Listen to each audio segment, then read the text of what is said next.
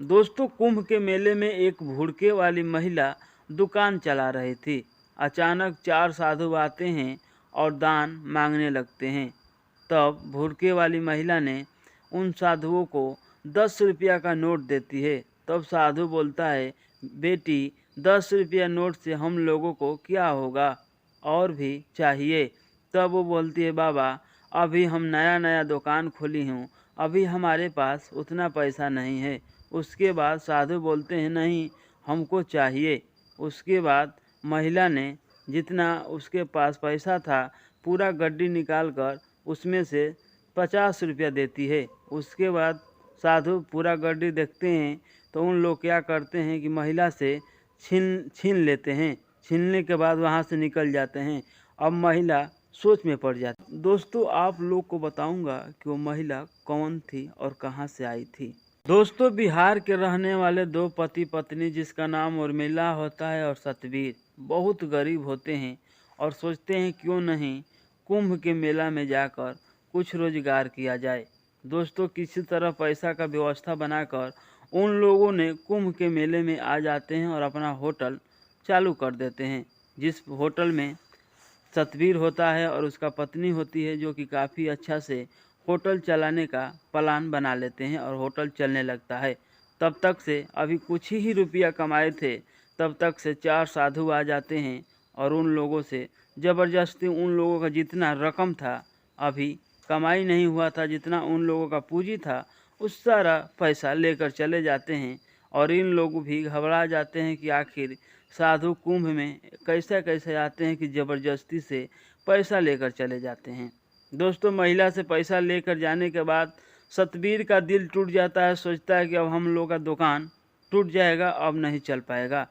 तब सतबीर के आंख में आंसू देखकर उर्मिला का अब लगा कि अब मेरा पति पूरा टेंशन में है।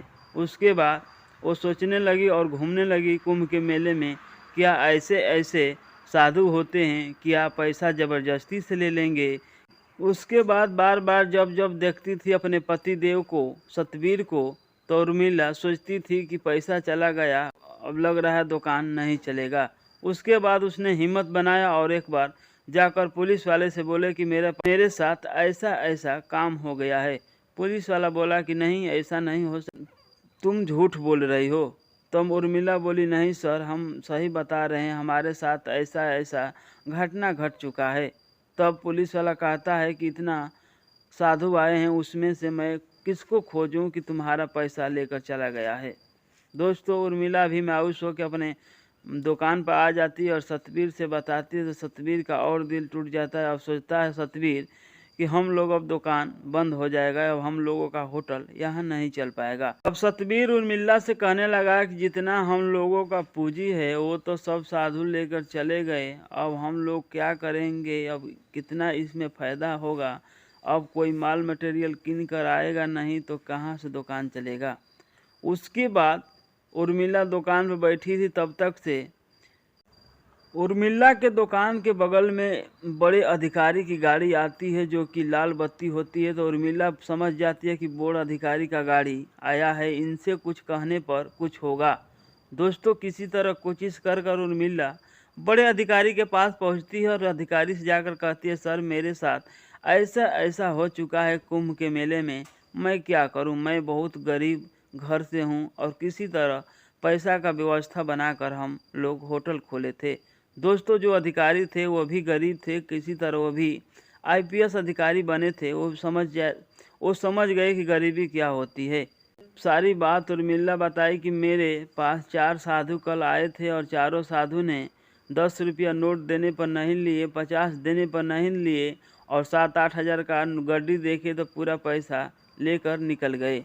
तब अधिकारी साहब बोले कि मैं क्या करूं, इतना ज़्यादा साधु हैं, इतना करोड़ों का भीड़ है, इसमें हम उन लोगों को कहाँ खोजूं। चलो ठीक है, जो हमारे पास है आपको दे देता हूं, आपकी दुकान नहीं टूटेगी। हम आप लोगों को समझ गए हैं कि आप बहुत गरीब हैं। दोस्तों, अधिकारी साहब ने जितना उनके पास था 14-15 हज़ार रुपया उर्मिला को दे देते हैं और उर्मिला पैसा लेकर होटल पर आ जाती है। उसके बाद पति सतबीर पूछता है कि क्या अधिकारी साहब क्या बोले। तो उर्मिला बोली, अधिकारी साहब हम लोगों का मदद किए हैं और इतना पैसा दिए हैं। उसके बाद सतबीर का खुशी हो जाता है और बोलता है कि अब हम लोगों का होटल अब चलेगा। दो अधिकारी साहब दिन भर कुंभ के मेले में बिताते हैं। जब शाम को जाते हैं घर पे, जब सोते हैं खा पी कर, तो उर्मिला की बात उनको ध्यान में आता है। बार बार यही बात इनके दिमाग में घूमने लगता है कि आखिर कुंभ के मेले में ऐसे भी साधु आते हैं क्या कि पैसा किसी से ज़बरदस्ती छीन लेते हैं। अधिकारी साहब जब जब ये आँख उनकी खुलती थी तब तब उर्मिला की बात याद आती थी। अधिकारी साहब सोचे कि साधु तो बहुत अच्छे होते हैं, ऐसे पैसा कैसे छीन सकते हैं। हमको कुछ करना पड़ेगा, हमको इस पर जांच करना पड़ेगा, तभी खुलासा होगा। आंदा किसी के साथ अब ऐसा न हो। उसके बाद अधिकारी साहब ने बहुत बड़ा कदम उठाया। दोस्तों, उसी रात अधिकारी साहब महिला कांस्टेबल के फ़ोन करते हैं और कहते हैं कुंभ के मेले में ऐसा ऐसा सर्च ऑपरेशन चलाना है, पता लगाना है कि कितना फर्जी साधु आए हैं। दोस्तों, महिला कांस्टेबल भी तैयार हो जाती है और अधिकारी साहब पूरा बात उनसे बता देते हैं कि ऐसा ऐसा कुंभ के मेले में कांड हो रहा है। दोस्तों, सुबह होता है। अधिकारी साहब उर्मिला के होटल के पास जाते हैं और देखते हैं कि होटल उर्मिला का कितना भीड़ भाड़ से साइड में है। तब सोच लेते हैं अधिकारी साहब कि भीड़ भाड़ होटल पर वो साधु अटैक नहीं कर रहे हैं, कहीं खुलासा कर काम कर रहे हैं। उसके बाद अधिकारी साहब ने भेष बदला, महिला कांस्टेबल को बुर्का पहनाया और उसको होटल पर चढ़ा दिया। होटल ऐसा था कि जो एकांता में था, वहाँ कम भीड़ था और सर्च ऑपरेशन चालू कर दिए। दोस्तों, साधु के भेष में पुलिस वालों को भी बना दिए थे और बोले थे कि इस होटल पर निगरानी रखना और उन साधुओं को पकड़ना जरूरी हो गया है, क्योंकि अब किसके किसके साथ ऐसा ऐसा कांड करेंगे, किसका किसका रोजी रोटी बंद कराएंगे। उन लोगों को पकड़ना होगा, नहीं तो कुंभ में कुछ भी हो सकता है। दोस्तों, अधिकारी साहब ने बहुत बड़ा कदम उठाया और सर्च ऑपरेशन 24 घंटा चला, तभी भी साधु हाथे नहीं आए। उसके बाद एक दिन और सर्च ऑपरेशन चलता है, उसमें वही साधु फिर घूम फिर कर उसी चक्कर में आ जाते हैं और महिला को देखकर दान मांगने लगते हैं। तो महिला कहती है, बाबा अभी हमारे पास कम पैसा है। तो बोलते हैं ठीक है, जितना है उतना दे दो। जो कि महिला कांस्टेबल होती है, वो गड्डी का नोट उसी तरह निकाली जिस तरह उर्मिला निकाली थी। उसके बाद उसमें से 50 रुपया दी। तो साधु बाबा ने बोला कि नहीं, इतना में से नहीं होगा।